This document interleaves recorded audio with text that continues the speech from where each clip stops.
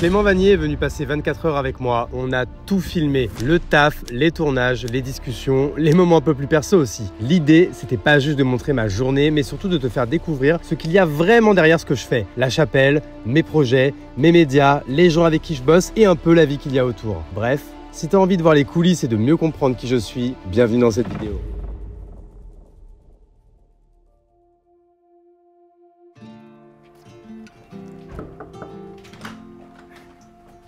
Yo mec! Salut! Ça va? Ça va impec? Ouais! Bah, écoute, bienvenue! Merci de nous accueillir. Avec plaisir.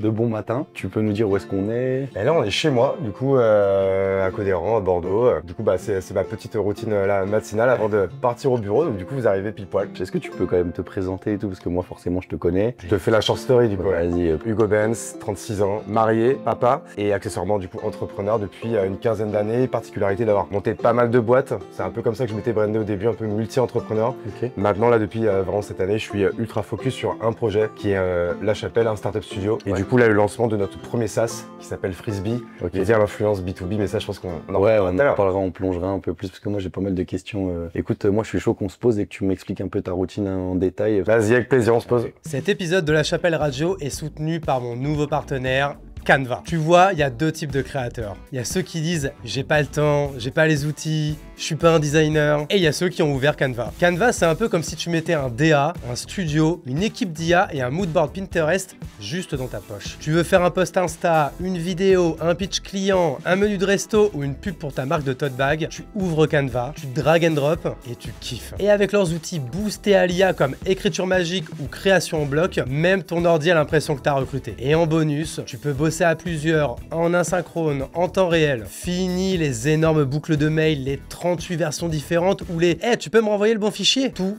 est là. C'est pas juste un outil, c'est ton nouveau bras droit et il s'appelle Canva. C'est simple, beau, efficace et surtout c'est gratuit. Donc va sur canva.com, essaye toi aussi. Merci beaucoup à Canva de soutenir ce podcast et maintenant, place à l'épisode. Franchement déjà, ce qu'il faut se dire, c'est qu'il n'y a pas une bonne routine. Tu vois, moi j'en ai une que j'itère depuis maintenant 6-7 ans, parce que ça fait 6-7 ans que je m'intéresse vraiment de près à l'organisation de la productivité. Moi, ça qu'aujourd'hui j'ai une routine où je me lève très tôt, je commence à bosser très tôt, mais je veux surtout pas faire genre le mec qui met en avant la morning routine, quelqu'un qui bosse de 6h à 8h du mat, c'est mis en avant par la société, alors que pour moi c'est exactement la même chose que le mec qui se met sur son canapé et travaille de 22h à minuit ou de minuit à 2h. En fait, chacun doit avoir son sweet spot, là où en fait le moment où il est le plus concentré ou quoi. Et moi c'est vrai que 6h, 8h, c'est un moment que j'adore.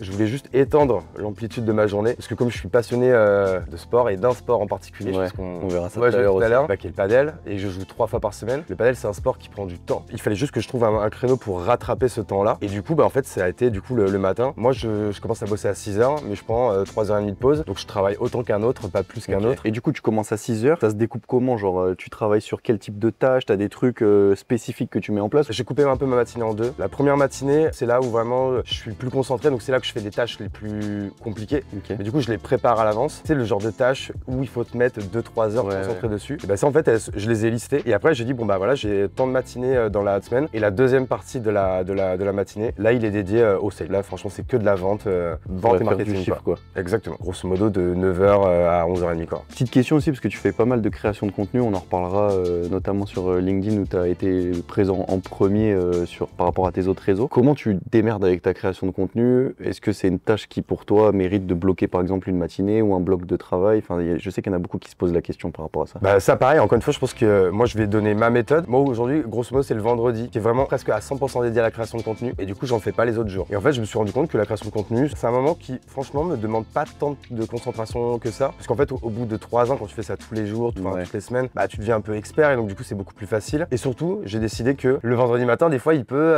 bon il existe mais c'est pas non plus... Du coup je me suis dit que voilà s'il y a un truc qui des fois doit sauter, bah ce sera surtout pas mes séances de deep work, ce sera surtout pas mes séances de sales, mais ça peut être la création de contenu qui peut être décalée le week-end ou quoi. Enfin pour moi c'est un moment de détente en fait quoi, c'est un peu comme un hobby quoi. Écoute, moi je suis chaud du coup de savoir ce qu'on va faire aujourd'hui. Bah écoute, là il est 8h30 donc du coup là il y a déjà eu le premier créneau. Ouais, t'as déjà bossé avant que nous on n'était pas réveillés. Hein. C'est pas vrai parce que j'ai reçu des messages assez tôt, donc non, je peux vous dire que vous étiez réveillés tôt.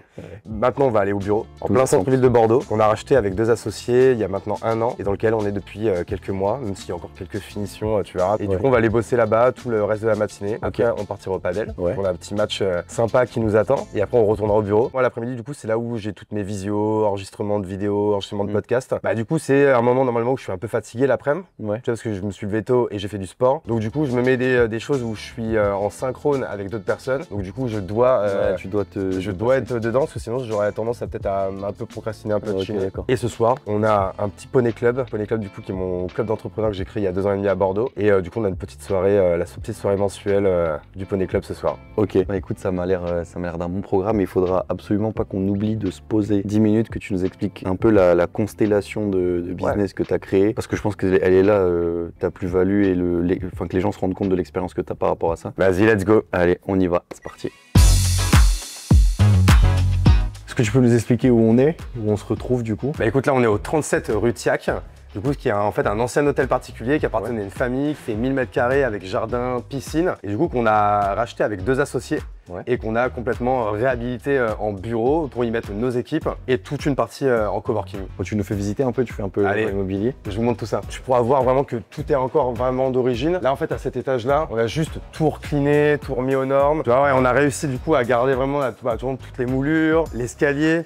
Tu vois, ces trucs-là aussi qui sont très typiques de l'époque, ça permettait de chauffer. Bah, tu vois, on a gardé ça, tu vois, genre leur ancien salon. C'est devenu, on va dire, un peu des salles de meeting. Et tu vois, on a fait ça vraiment en mode cocooning. Il y a encore la cheminée qui est d'origine, qui fonctionne. Enfin, tu vois, on a essayé vraiment de garder l'esprit à la maison, quoi. Donc là, pareil, c'est la salle de board meeting que les grosses décisions se prennent. Avec des petites chaises roses pour montrer qu'on a toute notre petite sensibilité, quoi. Et là, tu vois, du coup, c'est la plus grosse plus-value du lieu, même si aujourd'hui, parce qu'on est à Bordeaux, il pleut. Mais tu vois, du coup, c'est cette ouverture du coup sur cet extérieur. Avec c'est zinzin. Bah, tu vois, avec du coup la piscine qui était déjà là, un arbre centenaire, ça c'est vraiment juste canonissime. L'arbre, il est énorme. Ouais. Il y avait même en fait un poulailler où ce qu'on a fait, c'est qu'on a également acheté des poules. Ah, il y a des poules là, j'avais même pas. Des poules qui pondent des œufs, donc tous les jours on va un peu à la récolte aux œufs. Et donc, tu vois, l'ancien pool house, du coup, on est en train de le transformer en studio de podcast. Donc du coup, tu vois, ça va être intéressant. Il n'y a pas encore le matos, mais du coup, tout est prêt. Ouais, vous allez faire un studio aussi ici, du coup? Ouais, exactement. Ouais, comme ça, on a tout sur place. Ok. Et les gens qui seront dans le cowork, du coup, pourront aller tourner des vidéos? On le louer, bien sûr, c'est en surplus. Et puis même des gens extérieurs pourront venir tourner des podcasts, des vidéos ou quoi. Et même du coup pour nous, tu vois, que ce soit Alex, le CEO de Zigo ou moi-même, nous qui avons tous les jours besoin de tourner des contenus, ou du moins toutes les semaines, du coup on aura tout ça sur place avec du gros matos, quoi. Du coup là on est au premier étage et là du coup là c'est l'étage où il y a toutes les équipes bordelaises de Tudigo. Donc tu peux voir que on est tôt le matin, mais ça cravache déjà fort. Normalement, là, tu vois, il y avait 2 murs porteurs là, qui étaient au milieu. Tout a été pété pour faire un immense open space où, du coup, ils tiennent à beaucoup. Petit passage secret. Du coup, là, c'est l'ancien rez-de-jardin où il y avait vraiment beaucoup de travail parce que c'était vraiment le zbeul de ouf. Et là, du coup, tu vois, il y a déjà un espace de coworking là, tu vois, du coup, juste ici, un espace ici. Là, il y a déjà aussi un studio qu'on a repris du coup où il y a beaucoup d'images qui se tournent. C'est là où est stocké une partie du matos. Et du coup, on entre mon bureau pour le moment. Hop, et du coup, nous, c'est là qu'on travaille. Puis là, tu vois, on vient juste d'arriver, donc on a mis un peu de déco, tout est un peu décousu, mais tu vois, du coup, on va de plus en plus prendre place dans les lieux et puis surtout mettre un peu tout au goût du jour, à notre DA et tout. Donc ça va être fait à la rentrée, quoi. Parce que là, du coup, cet espace-là, il est pour toi et tes équipes, du coup. Exactement, là c'est juste, mais nous on est vraiment toute petite équipe, on est 5, donc vraiment c'est toute petite équipe restreinte et normalement l'idée c'est pas d'embaucher plus, de rester en mode comme ça, équipe très restreinte. Ouais, mais c'est bien, au moins vous avez votre espace un peu plus fermé et tout dans le grand espace. Et puis surtout on a une ouverture directement sur l'extérieur, sur la piscine. Ouais, c'est vraiment. Et sur le jardin. Stylé. Ok, du coup, on a visité le lieu, franchement, c'est un truc de fou le lieu. Vas-y, explique-nous un peu la genèse du truc et comment t'es arrivé là. Ouais, complètement. Moi, en vrai, ça fait, franchement, je pense que ça fait 8 ans que c'était mon rêve. En fait, j'ai eu ce rêve le premier jour, la première fois où je suis rentré dans les bureaux de The Family à Paris. Et en fait, tu sentais qu'il y avait une telle énergie, que c'était quelque chose qui réunissait l'écosystème parisien, qui était nouveau, vraiment, il y avait une énergie folle. Quand t'allais là-bas, t'en ressortais, t'étais mais galvanisé, quoi. Bah, ça tenait aussi beaucoup de l'énergie qu'avaient Oussama et Alice, et de tout ce qu'ils avaient inculqué autour de la brand The Family. Et en fait, je m'étais toujours dit, un jour, je vais absolument avoir ça un lieu à Bordeaux. Bordeaux. Et en fait, je m'étais vraiment mis en tête que c'était un lieu que je voudrais acheter. Donc ça fait des années que je cherche les bons plans et les bons associés parce qu'un projet comme ça, bah, ça coûte hyper cher. J'ai beau bien avoir mené ma barque, j'ai largement pas les moyens en fait de même d'acheter 30% d'un lieu comme ça. Et du coup là, l'opportunité qui s'est enfin dressée devant moi, elles ont 2 prénoms, c'est Alexandre et Stéphane,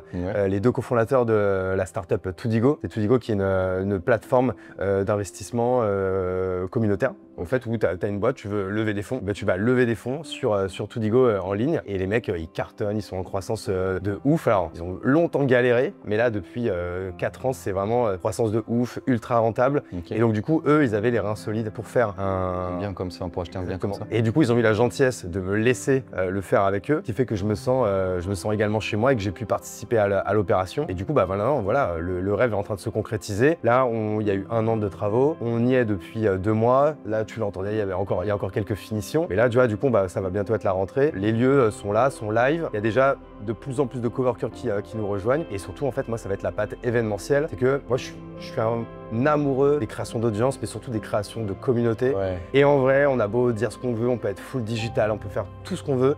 À un moment donné, les événements physiques, quand tu peux te voir, te toucher, te renifler, il n'y a rien de mieux. Et en fait, et c'est ce qui fait toute la différence. Et surtout, en fait, je voulais vraiment créer quelque chose qui puisse vraiment se rapprocher en fait tout cet écosystème bordelais où il y a encore 10 ans, il n'y avait absolument rien. Là maintenant, alors, je suis pas le seul, hein, il y a plein d'initiatives qui se montent. Il y a la French Tech qui s'est montée à Bordeaux, même si encore une fois, moi, c'est moins ma cam. Ce type d'événement, bah, moi, je trouve que c'est très bien que ça existe. Ça aide plein d'entrepreneurs à se voir, à se rencontrer. Et c'est pour ça que moi, à mon niveau, je voulais également faire des choses. Donc, tu le verras ce soir. Du coup, c'est pour ça que j'ai créé le Poney Club, tu vois, qui est un club d'entrepreneurs bordelais et que je voulais du coup avoir ce lieu pour pouvoir également créer des événements, des workshops, des talks, des tables rondes, des teufs, hein, tout simplement, pour voilà, que tout l'écosystème se réunisse, tu vois. Tu disais que ça coûte cher, ce genre de lieu. Est-ce que tu peux nous détailler un peu les chiffres, que les gens se rendent compte aussi de l'ampleur de l'opération, quoi? Bah, un lieu comme ça, travaux compris, t'en as pour presque 6 millions d'euros. Et il y a eu combien de travaux? De mémoire, c'est si on vulgarise, c'est le lieu acheté 5 millions et 1 million de travaux.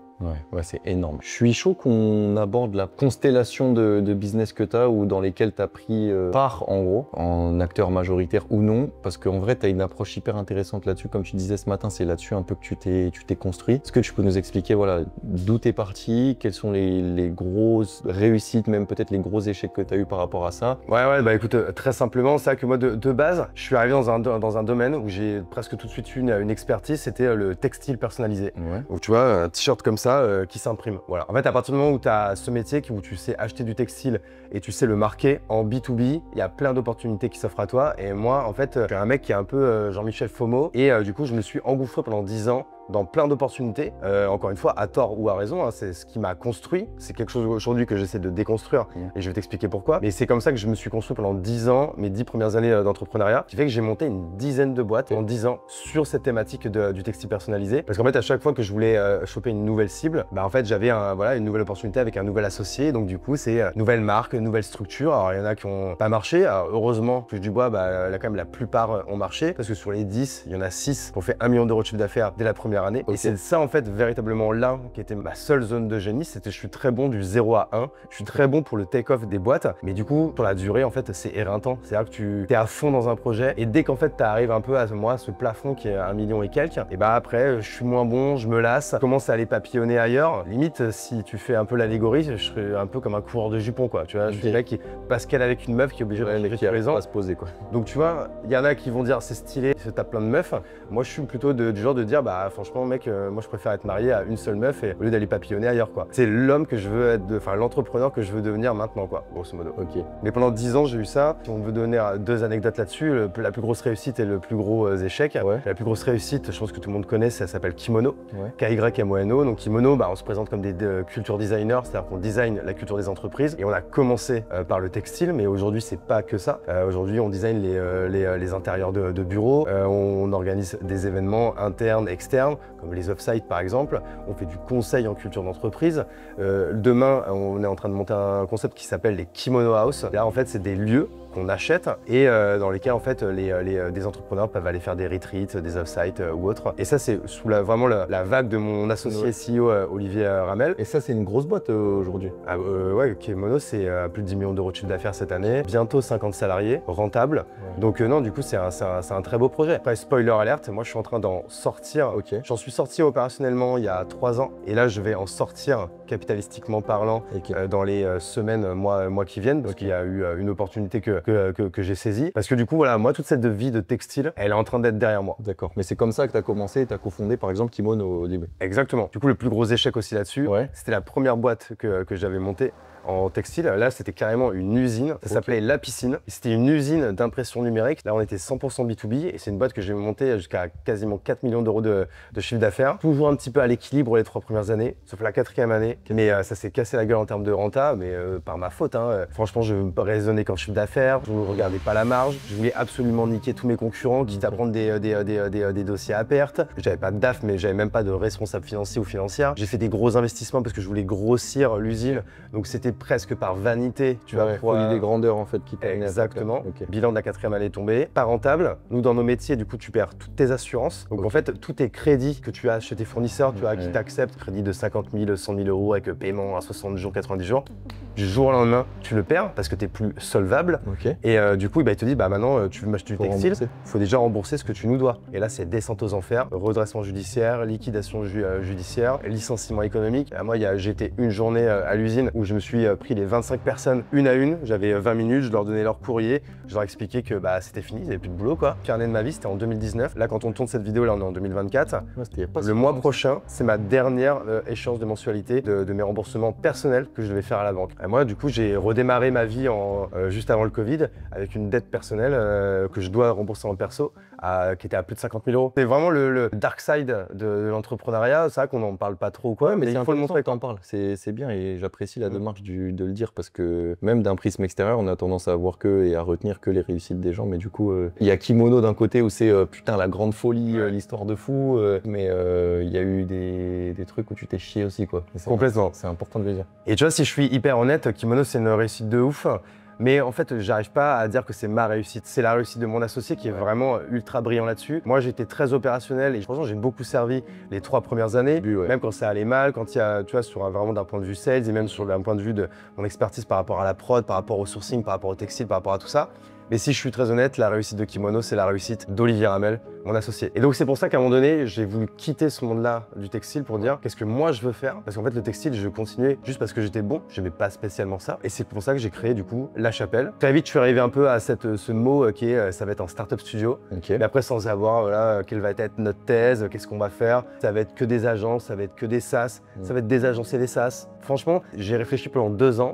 Et pendant 2 ans, j'ai fait un peu le mercenaire, quoi. Tu vois, franchement, moi, on aurait fait cette interview il y a encore 6 mois. Et je le dis sans dénigrer, mais je pense que je m'apparentais plus à une sorte de solopreneur slash influenceur slash mercenaire d'internet, quoi. Et c'est très bien, il y en a pour qui ça va bien. C'est juste que moi, je l'ai fait un peu par opportunisme et parce qu'en fait, j'avais du mal en fait à avoir une vision claire de ce que je voulais faire. Et du coup, tu prenais des parts dans des boîtes. On co-créait des boîtes avec des gens extérieurs. Donc c'est ce qu'on a fait la première année. On l'a fait avec 3 boîtes. On avait co-créé du coup avec un mec que tu connais, avec Mathias, une agence spécialisée en UGC vidéo qui s'appelle Chaser.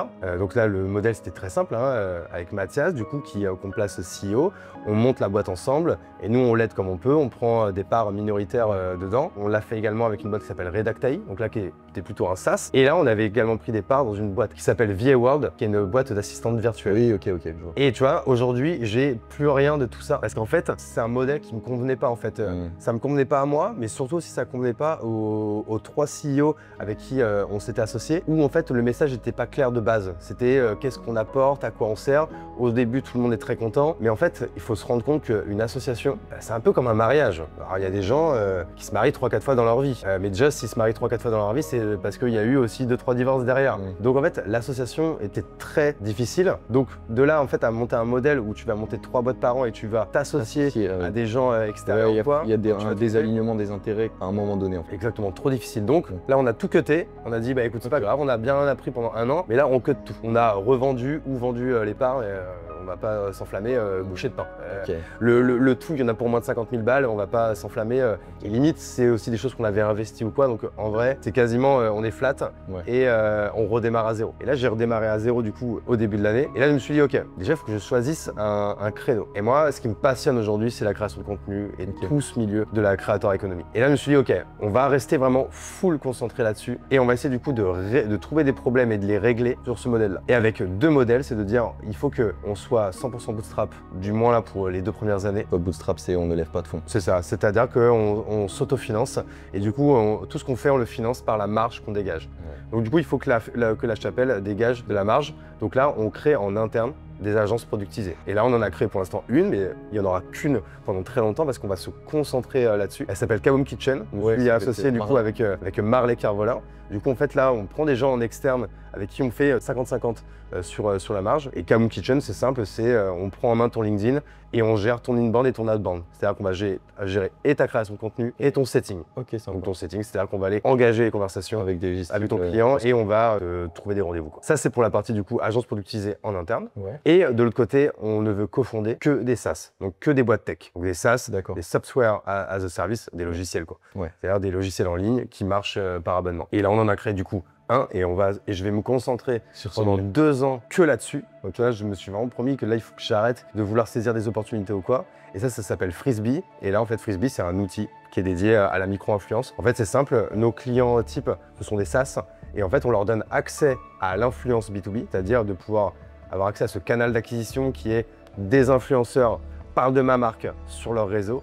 À partir de 500 €, on leur donne accès en fait à 10 influenceurs qui vont faire un post LinkedIn sur leur marque en échange d'avoir un accès gratuit pendant 3 mois, 6 mois, 12 mois, 24 mois à l'outil en question. Donc en gros, la marque paye et vous la mettez en relation avec les créateurs de contenu LinkedIn. Alors on va pas la mettre en relation, en fait, je vais vous donner un exemple très simple. Par exemple, Notion, du coup, qui est un de nos clients, nous paye 500 € par mois. Du coup, nous, on va aller lui trouver dans notre pool 10 micro-influenceurs qui vont postuler, qui vont dire « Oui, je veux avoir Notion 1 an gratuit en échange d'un post LinkedIn ». On va en sélectionner 10, ils vont écrire le post LinkedIn, on va centraliser les posts, leur reach et leur engagement. Et à la fin, on va montrer les résultats à Notion. Et tu vois, on a lancé depuis le mois d'avril, donc ça fait 3-4 mois maintenant. Et en fait, on n'a jamais fait une OP à moins de 35 000 vues quoi. Pour 500 €, ce qui est du coup imbattable dans ce milieu-là. Et du coup, la boîte, par exemple Notion, paye tous les mois. Et tous les mois, elle a tous les mois, là, on a 10 nouveaux de création. Exactement. Ouais, c'est sympa comme modèle. Et ça, tu sens qu'il y a de la traction dessus, tu sens que c'est... Ah, il y a une traction de fou, on n'a même pas encore lancé l'app. On est déjà à plus de 10 000 € de MRR. On a pour l'instant 0 churn, c'est-à-dire que toutes les boîtes qui ont pris un premier mois en prennent un deuxième. J'ai des meetings, j'en ai au moins 2 ou 3 par jour en ce moment là, du coup qui se remettent parce que là quand on tourne on est fin août, que rien ne s'est passé pendant l'été. Mais là tu vois depuis le début de la semaine, tous les jours j'en ai 2 ou 3 de rendez-vous et je suis à 100% de taux de closing et ma moyenne c'est 10 minutes. En 10 minutes j'arrive à closer parce que le besoin il est évident. Le prix, du coup ça me montre peut-être qu'on n'est pas assez cher. Puis j'avais écouté un truc d'Hormozy qui disait c'est très compliqué de baisser ses prix, par contre c'est très facile de les augmenter. Donc vaut mieux commencer en ayant l'impression que tu te fais arnaquer quand tu... Ouais, clairement. Ok, donc maintenant là 100% sur ce SaaS Frisbee. Exactement. Et potentiellement si des opportunités arrivent, cofonder des agences ou cofonder des autres SaaS, toujours sur le même modèle. On verra, mais a priori, en fait, tu vois, par exemple pour les SaaS, je veux pas que ce soit des opportunités qui arrivent, je veux que ce soit des opportunités qu'on provoque. C'est-à-dire que le modèle, et tu vois, ça a été le modèle par exemple pour Frisbee, c'est que j'ai eu l'idée, je l'ai testé tout seul, et après j'ai dit ok, c'est quoi la meilleure équipe pour le cofonder. Et tu vois, aujourd'hui, on n'a pas du tout communiqué encore sur l'équipe. Je pense qu'on va bientôt le faire. Pour en fait, j'ai trouvé du coup 3 associés. Du coup, qui est Samuel Duc, qui est mon associé historique de la Chapelle, qui est l'un de mes meilleurs amis. Tom Jackson, qui a déjà lui fait plusieurs SaaS et qui en a vendu notamment 2, qui sont, il a revendu Taplio et Tuthunter à l'Empire, qui a notamment l'Emlist. Et Vincent Imoff, du coup, qui est notre CTO, qui est pareil, un ami avec qui j'avais, on avait une boîte qui s'appelait Jumbie. Enfin bref, j'ai commencé, tu vois, avec 3 personnes que je trouve brillantes et qui sont déjà des potes et qui sont déjà entrepreneurs. Ouais, des gens qui ont déjà la tête bien faite, déjà des réussites derrière eux, hyper intéressant. Bah écoute, c'est clair, même moi, tu vois, enfin, je connaissais un peu, mais du coup là, ça m'a clarifié aussi. Enfin, je trouve le parcours il est logique du coup. Et du coup, ouais, c'est là les espaces de coworking dans lesquels on est, par exemple, et je crois que tu en as un autre aussi. Qui s'appelle la Villa Maria. La Villa Maria. Pareil, où j'ai des parts très minoritaires, mais c'est un dossier où on est rentré à 10 entrepreneurs. Et en fait, c'est un petit château qui a, pour le coup, qui est en dehors du centre-ville de Bordeaux parce qu'il est à Codéran, pas loin de chez moi où on a tourné ce matin. Et en fait, c'est un petit château qui appartenait à la mairie et du coup qu'on a racheté aux enchères. Ok. Donc complètement remis à neuf. Et pareil, ça fait c'est la même taille, ça fait 1000 m², jardin, piscine, boulodrome aussi. Qui en plus, ici il y a un studio de podcast, là-bas il y a un boulodrome, pas mal. Et pareil, 120-130 places de coworking qui est full. Là on est rentré, c'était pendant le Covid. Ça, ces deux projets-là, plutôt, c'est plutôt sur le côté passion, networking, etc. Villa Maria, c'était projet plaisir. Ouais. Ici, il y a projet plaisir, projet évidemment immobilier, parce que du coup, ça va être une belle capitalisation immobilière pour moi personnellement, Ouais, parce que les parts de la SCI sont détenues par ma holding, Ouais. mais c'est surtout un projet communautaire. Ouais. Parce que pour moi, ça va être un outil en fait. Ok, bon allez, on va aller bosser un peu, je pense. Yes. Et puis on repart au paddle tout à l'heure, c'est ça? Ouais, on se retrouve au padel. Là, en vrai, il est 10h, dans 1h30 on part. Allez, let's go. Let's go.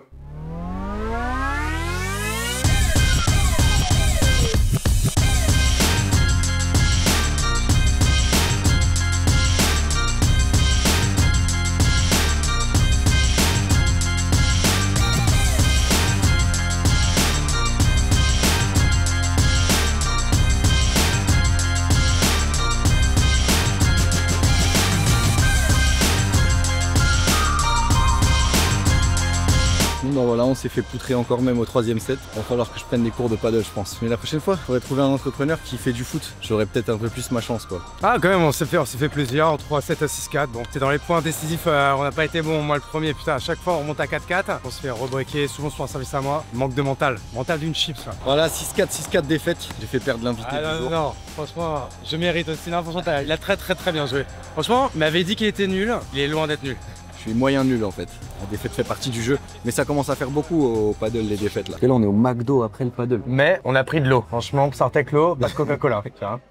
Je voulais qu'on parle, là on a joué au paddle, est-ce que tu peux nous expliquer un peu le Poney Club et du coup ce que tu as créé par rapport au paddle dans le Poney Club? Parce qu'on ira ce soir, mais j'aimerais bien quand même que tu nous touches 2 mots par rapport à ça pour faire la transition avec le paddle. J'ai commencé à écrire sur LinkedIn, commencé du coup à rencontrer des entrepreneurs bordelais grâce à LinkedIn, commencé à prendre des verres avec eux, à faire un dîner par-ci par-là, à prendre un apéro. Puis après on s'est dit vas-y, je vais essayer de réunir ces 2-3 petits groupes, mais genre on était une dizaine sur un dîner. Les gens ont kiffé, j'ai fait un groupe WhatsApp, j'ai mis les 10. Puis après j'ai dit vas-y, j'en fais un le mois d'après. Chacun limite ils ont parrainé aussi des potes entrepreneurs qui voulaient. Donc le mois d'après on était 20, le mois d'après on était 35. Aujourd'hui on est plus de 350. L'ADN du Poney Club, c'est que c'est pas du tout un groupe où on vient pour faire du business. S'il y a du business qui se fait, et il y en a plein qui se fait, c'est un dommage collatéral positif. Et du coup, à l'intérieur de ça, tu as fait une ligue de paddle pour ceux qui sont chauds pour jouer. J'ai franchement avec du mal, parce que la première elle a très bien marché, la deuxième un peu moins. Et là, je pense que je vais en faire une troisième à la rentrée, un truc un peu plus cadré ou quoi. Ouais, mais c'est vrai que c'est toujours cool pareil, de se rencontrer par les apéros, de se rencontrer par le sport. Ouais, plus tu as de copains, plus tu connais d'entrepreneurs, plus tu as un gros réseau. C'est un asset de fou pour nous, quoi. Ouais. Et du coup, ce soir-là, normalement, selon le temps, soirée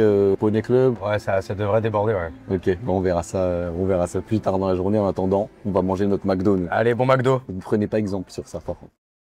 Ok, alors là c'est le moment un peu plus personnel, on a beaucoup parlé d'argent, d'entrepreneuriat, de routine, de machin, de trucs, de sport. Donc en fait on a contacté un proche, ta femme, qui nous a filé 6 photos. Elle les a choisies pour une raison que nous on ne connaît pas, mais du coup toi tu la connais. Tu as une photo qui apparaît, il faut que tu réagisses et que tu nous expliques à quoi ça correspond pour toi, quel moment de ta vie ça met en image. Ah yes, donc ça c'est une photo Salar de Uni, parce que du coup avec ma femme en 2012, on a fait un road trip de 6 mois en Amérique latine, en mode sac à dos. On avait un budget pour 6 mois de 10 000 €. Autant te dire que dalle, quoi. Vous avez vécu en mode sac à dos, quoi. Ah ouais, mais genre des fois, le mieux c'est la Bolivie. Sur un mois, comme on avait ni iPhone, ni Mac, tout ça, etc. On faisait nos comptes nous-mêmes dans un petit cahier, en plus que j'ai, tu vois. Et où en fait tous les jours, on disait on a acheté ci, on a acheté ça. On savait qu'on avait un budget quotidien moyen à respecter. À la fin, sur un mois à deux, tout compris, transport, hôtel, resto, cours, 1 000 €. Tellement en fait, on faisait attention. Des fois, on passait des nuits dans des trucs à 3 balles. Nous, ça faisait à peine 3 ans qu'on était ensemble avec Delph à l'époque. Et du coup, c'est en revenant de ce road trip que moi, j'ai pris la décision de la demander en mariage. J'ai acheté une bague. On s'est mariés 2 ans plus tard. Je fête mes 10 ans de mariage la semaine prochaine. Énorme, bien, félicitations. Et après, dans la foulée, on a eu 2 ans plus tard, on a eu Juliette. Ah oui. Alors ça du coup c'est une photo du coup qui se passe pendant les admissibles, pendant du coup mes années d'école de commerce. D'ailleurs on me voit du coup avec la casquette en arrière en train de chanter. D'ailleurs à côté c'est Delphine. Ah, vous êtes rencontrés en cours? C'est marrant parce que là quand cette photo est prise, je pense que ça fait genre un mois qu'on est ensemble quoi, tu vois. Franchement moi c'est 2 années mais que j'ai trop kiffé. J'ai fait au max la teuf et en fait surtout je me suis fait vraiment des amis de dingue. Et j'ai l'un de mes potes qui se marie et tu vois genre de l'école de commerce, on est 15 tu vois à être invités. On s'est tous rencontrés il y a 16 ans. 16 ans, ouais. Et on se voit, on s'est tous après revu déjà minimum une fois par an, on se faisait une capitale européenne. On a passé des vacances à la mer ensemble, des vacances au ski. Après on se voyait tous, on s'est vu pour les 25 ans, on s'est vu pour les 30 ans, maintenant on se voit pour les 35 ans, on s'est vu pour les bébés, pour les mariages, donc du coup pour les EVG. Du coup on a toujours eu plein d'occasions de rester tous en groupe. C'est hyper intéressant. Tu conseillerais aux jeunes maintenant de faire une école de commerce ou une école de communication, enfin des études supérieures, ou t'as changé d'avis là-dessus? Moi j'ai même pas eu mon diplôme, donc tu vois j'ai oublié de rendre mon mémoire parce que j'avais monté ma première boîte. Donc je suis jamais retourné à l'école quoi. Il me manquait peut-être une ou deux séquences et puis le mémoire, truc de 80 pages. Tu l'as fait à l'arrache? Je l'ai même pas fait en fait. J'ai fait 3 pages, j'ai dit bon vas-y je le rendrai jamais quoi. Et mais je m'en foutais parce que j'avais décidé de la vie, donc y a pas de problème. Mais moi évidemment j'ai rencontré ma femme. Et j'ai rencontré 15 potes de ouf. Donc en fait moi évidemment que je te dirais qu'il faut le faire. Mais franchement et avec le temps plein d'opportunités pro qui sont arrivées avec le réseau des potes, le réseau de second cercle. Donc en vrai les gens ils peuvent jouer les anti-systèmes et cracher sur les écoles de commerce. Moi pareil je te dirais pas que j'ai appris grand chose ou quoi. Mais bon tu vois moi je venais d'un certain milieu, campagne, ça et tout. Je suis arrivé en ville à Bordeaux avec des gens d'un autre milieu aussi. J'avais pas les codes, grâce à eux maintenant je les ai. Donc en fait moi je trouve que ça a été une très bonne école quoi. Ouais, t'as appris. Ouais, carrément. Ma petite Juliette et ma femme Delphine, tu peux parler d'équilibre. Cette photo, elle est parfaite. Parce que là, je m'en rappelle, on était en Turquie, c'était en 2019, et moi, j'étais en plein processus de liquidation judiciaire. Donc là, le sourire, il est clairement de façade. Et donc, du coup, tu vois, en gros, là, je suis là, mais je suis pas là.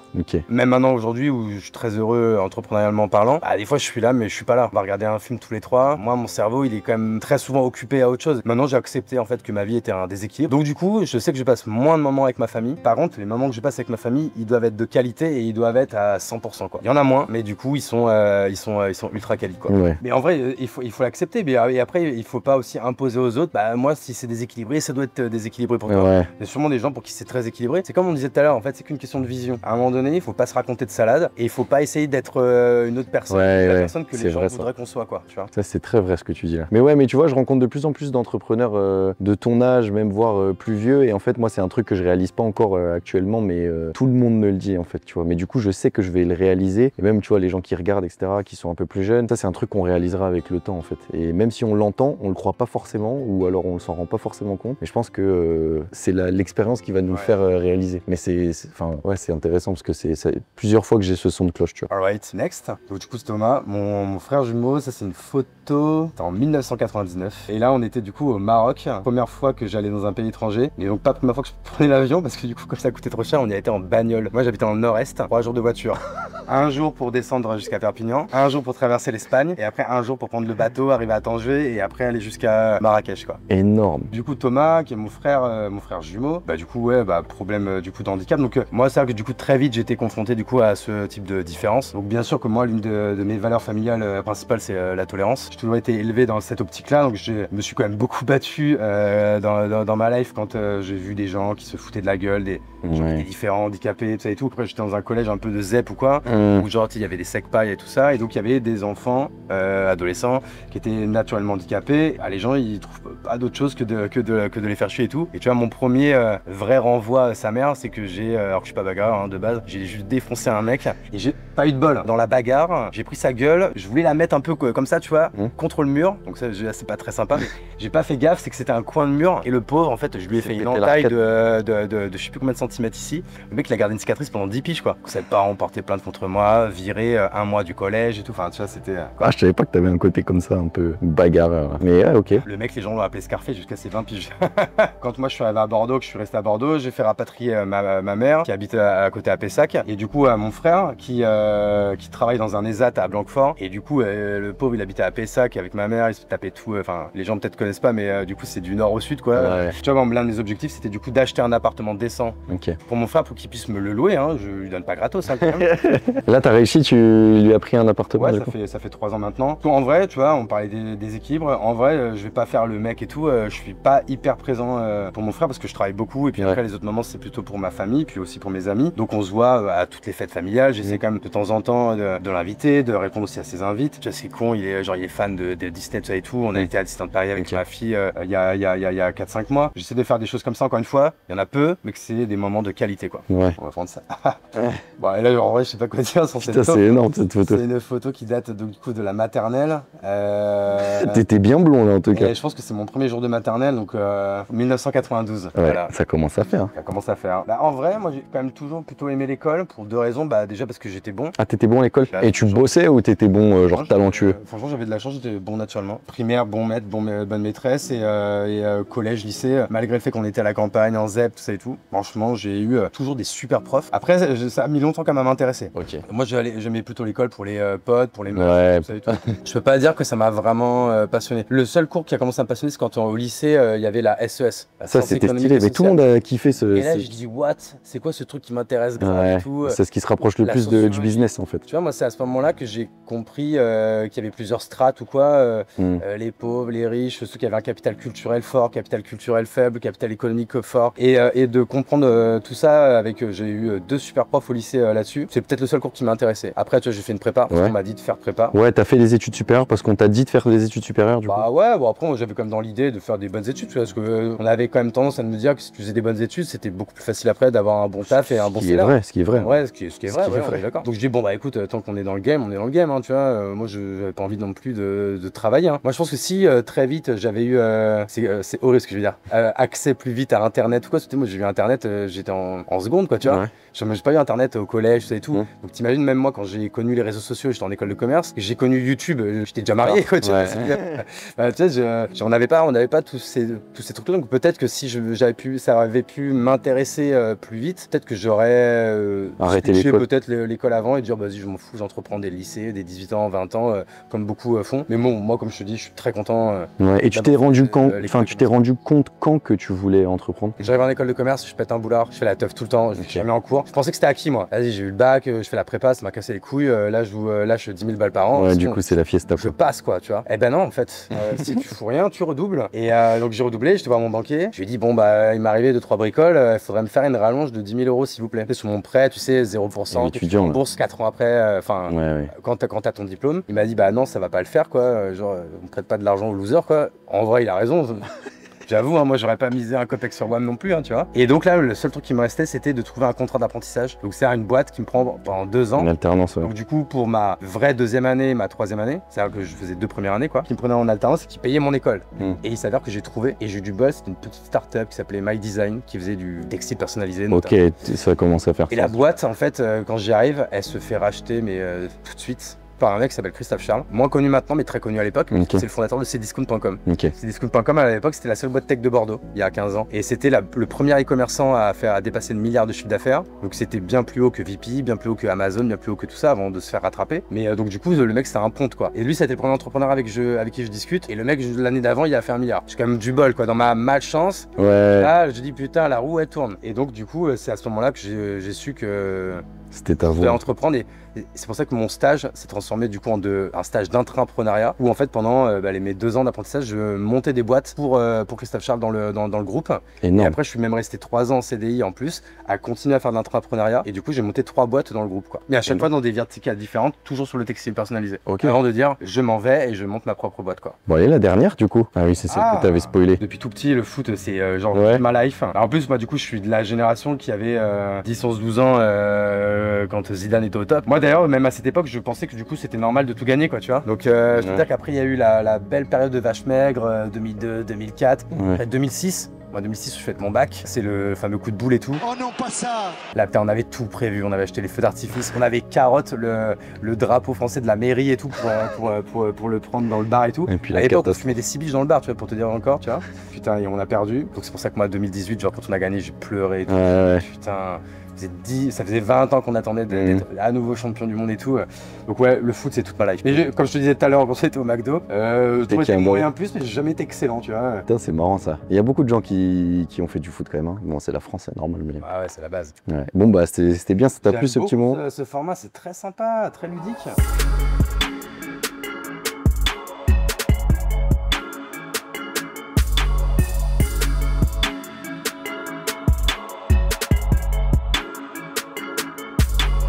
Bon là on t'a laissé faire tes calls, forcément bosser un peu. Je voulais savoir par rapport à ton style de vie actuellement, comment c'est, combien tu gagnes actuellement. Et aussi ce qui est intéressant, c'est combien tu as pu gagner. Donc par exemple le maximum que tu as pu faire sur une année ou sur un mois, enfin un moment qui t'a marqué quoi. Mais aussi si tu as eu des moments où tu étais vraiment dans le trou. Bah, c'est vrai que c'est intéressant parce que ça a quand même beaucoup évolué. Ça évolue en fait en fonction à un moment donné de ta vision et de tes véritables objectifs. Moi pendant des années, j'ai eu des objectifs perso qui étaient élevés et qui du coup prenaient le pas. Le fait de gagner de l'argent était plus important que de builder quelque chose, de builder un asset qui va prendre de la valorisation sans pour autant que tu gagnes beaucoup. Tu vois, moi je connais des CEO de licornes qui, alors ça va paraître beaucoup pour certaines personnes, mais qui doivent gagner, je sais pas, peut-être 100 000, 150 000 euros par an, alors qu'ils ont des boîtes qui valent 1 milliard.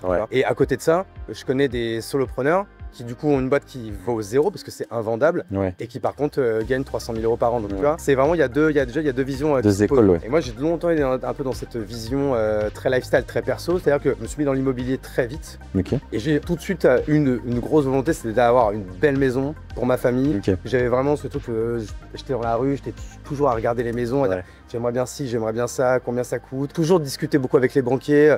Combien il faudrait que je gagne pour pouvoir avoir ça. Et tu vois, quand j'ai eu la liquidation judiciaire en 2019, bah là, à un moment donné, pendant 2 ans, bah, j'étais persona non grata par rapport aux banques. Et du coup, entre 2021 et cette année, mon but, c'était de maximiser mon salaire. Pas pour dire je gagne tant, machin et tout. C'est que je savais que pour avoir la maison de mes rêves, pour avoir mon appartement en Espagne, tu vois, pour avoir mes 2 trucs que je voulais vraiment, bah, je savais qu'il fallait que j'arrive à un avis d'imposition X et que j'arrive à un chiffre d'affaires et résultat net de ma boîte personnelle Y. Et donc du coup, j'ai maximisé ça pendant 3 ans. L'année dernière, je peux le dire, je crois que je l'avais même une fois dans ma newsletter, sur mon avis d'imposition, j'ai gagné 170 000 euros net. Ouais, de salaire. Ouais, ça fait genre 15 000 euros par mois ou un truc comme ça. Donc, et c'est même pas que j'avais besoin de 15 000 euros, c'est juste que j'avais besoin d'avoir ce salaire pour pouvoir m'endetter et avoir l'ARP que je voulais, donc la résidence principale, avoir l'appartement en Espagne que je voulais, avoir, parce que pareil, j'ai aussi d'autres appartements que j'ai achetés en MNP, en location, etc.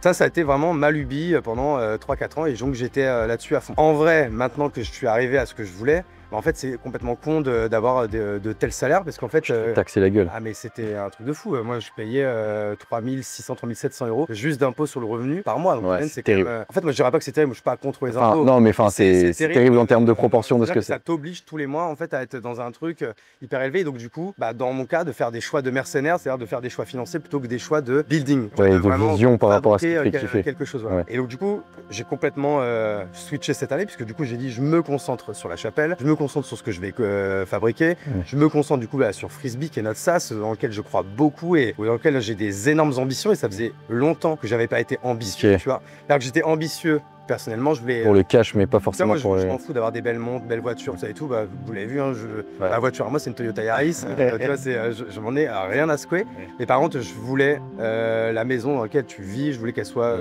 la maison de mes rêves, je voulais cet appartement en Espagne, je voulais avoir ce parc immobilier pour pouvoir être tranquille en cas de coup dur, et maintenant c'est complètement différent. Je suis devenu ambitieux, et du coup qui dit ambitieux sur le côté pro, du coup je suis devenu méga pauvre, parce que du coup j'ai arrêté tous les trucs qui rapportent de l'argent, c'est-à-dire que j'ai arrêté les coachings, j'ai arrêté les mentorings, j'ai arrêté de vendre des formations ici ou là. En fait, j'ai arrêté mes activités de solopreneur. Tu vois, même sur l'influence, je fais toujours passer du coup sur la chapelle, plus du tout en perso. Ce qui fait qu'en ce moment, je vis des moments financiers assez difficiles. Du coup, j'ai eu un petit remboursement de 8 000 euros d'avance sur impôt que j'avais payé.